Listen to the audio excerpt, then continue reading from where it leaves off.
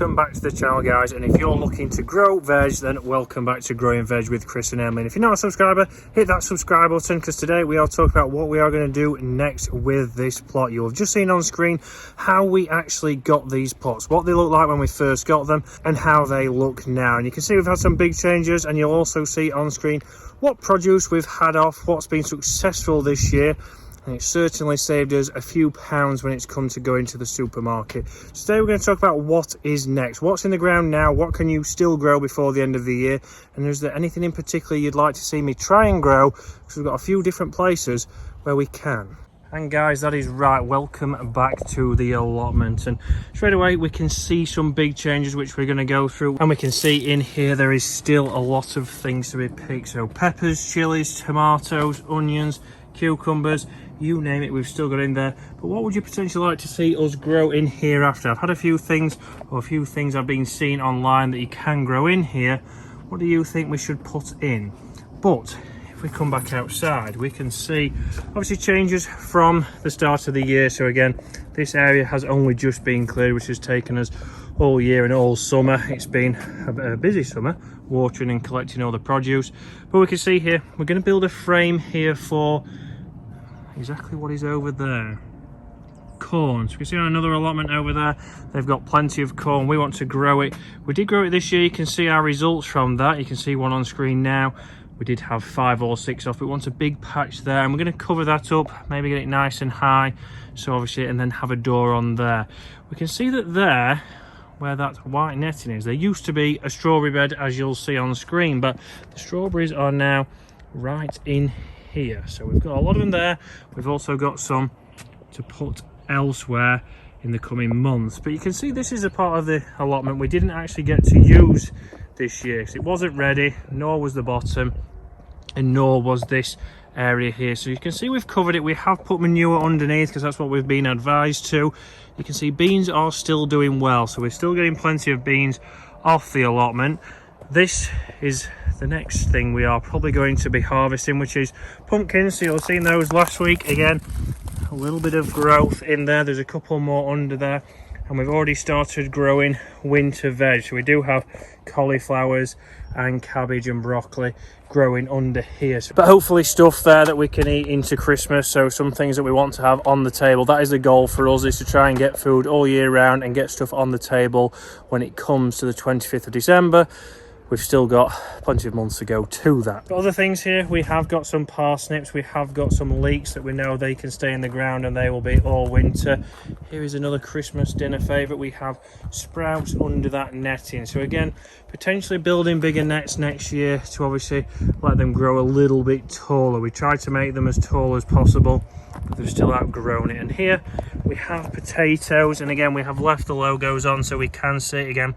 $3.99 for a bag of those. We've got 2 rows out of there, so hopefully they will be November and December ready. Again in the middle, more parsnips I believe there, and then we have some reds, again $3.99, which has filled those 2 rows, so we should get plenty off. Raspberries are still coming, so we had plenty over the year. We've had a fruitful year of fruit, so plenty of raspberries off, and again strawberries did well. More sprouts under here. Spring onions left to be picked. We have some broccoli in there as well, and more beans, which has been, as you can see, affected by that wind. Again, fruit wise, we have done exceptionally well we've got plenty of pears still on there. Again, plenty of apples that are ripening up nicely. So for the first year, I think we've done exceptionally well. So we've got some wintering onions also in here at the top. We've got some more leeks in there, and then we have potatoes left to get out, so they are more mash or baked potatoes, not new potatoes. That's where all the new potatoes were earlier in this year, and again that's covered. We've been told obviously you have to rotate. We had onions in there, so we're going to mix it up, obviously what we put in those beds. But obviously big changes from here. I have ordered some more bark from a local farm. We are waiting on that today. You can see there the shed has moved, so you'll see on screen where it was. Obviously we moved that. We've now set that up, just flattened it, leveled it out there. We've put a cover over it so obviously no weeds grow. But my friend has moved to a new house, and he has a greenhouse that he is not going to be using. So the greenhouse is going to hopefully be in there in the coming weeks. I'm going to be able to compare obviously how a polytunnel and a greenhouse do. Are we going to get more fruits from a greenhouse, or has the polytunnel beat that this year? Certainly from what we've seen from other people on the allotments, it has been very successful, and they have had to wait a little bit longer for produce to come. So water pump still there. We've added obviously another pipe into there off the shed, but certainly some big changes. So we also have more plans obviously for in the polytunnel itself. So we did do obviously growing a lot this year. We might not grow as many cucumber plants next year. We also want to try and see if we can get a watering system in there, a self-watering system. In the summer we've been away, parents have been away, Emily obviously and I have been away. So it's trying to make sure that we can get that watered and not rely on other people down here, although everybody is always helpful to help out, especially if you're offering tomatoes, cucumbers and peppers. So that's obviously a little deal we've got down here. But we want to try and put a watering system in there, so obviously through the summer next year we can keep doing that. We might even put that in the greenhouse when we finally get it. But guys, obviously what do you want to see us try and grow? We've got plenty of spaces to fill still. These are the things that you want to see us try over the winter. Again, on screen you'll see some of the things we've had off from the allotment. So again, plenty of jams being made, rhubarb, obviously custard and pies. So things that we obviously can get off here. Plenty of Sunday dinners we've been made, plenty of salads.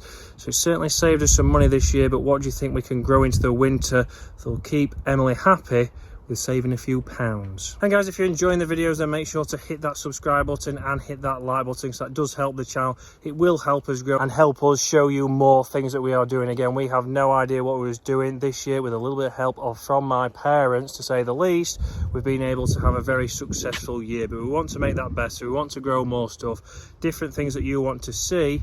So click that subscribe button to come along on the journey, and we'll see you next week.